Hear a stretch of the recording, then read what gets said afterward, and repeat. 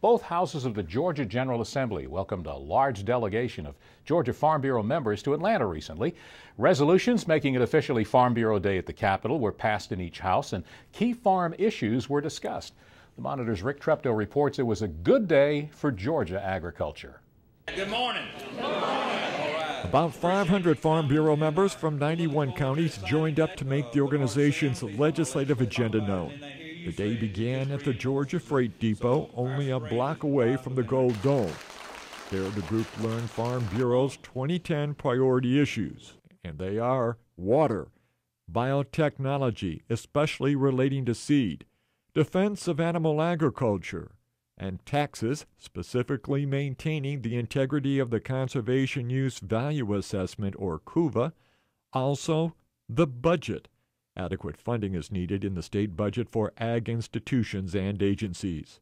Now, therefore, be resolved by the House of Representatives, members of this body recognize and commend Georgia Farm Bureau Federation, its members for many years of dedicated service to Georgia agriculture and exceptional assistance to members of the House of Representatives, and observe today, February the 17th, 2010, as Georgia Farm Bureau Day at our Capitol. We come to you to say thank you. Thank you for serving our state and what you do for our communities, but what we do most of all, we're the voice of agriculture, Georgia agriculture, and we take pride in protecting our soil, our water, and treating our animals with great care so that we can provide with our people in our state, this country, and across the world with great quality food. Officials on hand for the presentation of the resolution included House Speaker David Ralston and House Ag Chairman Tom McCall.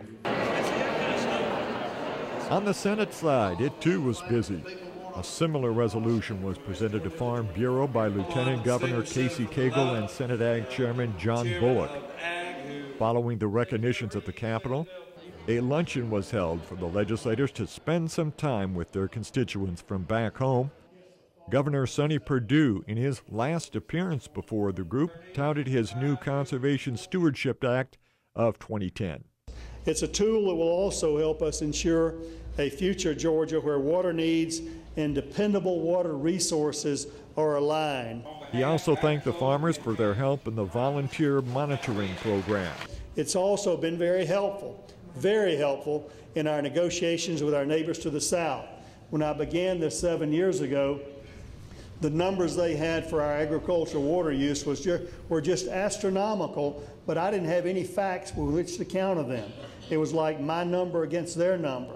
And this voluntary monitoring program has enabled me to put some data on the spreadsheet that can show them that their numbers were inflated by almost 3 times. Farm Bureau's Legislative Committee, chaired by Bernard Sims of Catoosa County, is working closely with the governor on the water battle. And he tells us that he will not vote against anything that will help our farmers, but also he's got to be able to negotiate with the boys in South Georgia. So we're working with him on looking at our water withdrawal permits to protect those by statute, but to try to work with him to give him some leeway to negotiate with our neighboring states.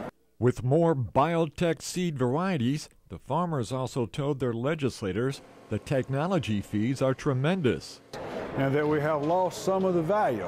Not that the technology is not there, but that there's some diminished value because some of the things are happening with pigweed and so forth, and that there needs to be some change in the fee structure.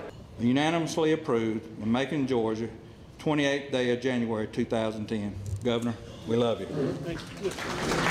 DUVALL also presented an award on behalf of the organization to Governor PERDUE for his years of recognizing agriculture. And retiring Commissioner of Agriculture Tommy Irvin was presented an award for his over 50 years of working with Farm Bureau and his service to all of Georgia agriculture. I'm Rick Treptow for the Georgia Farm Monitor.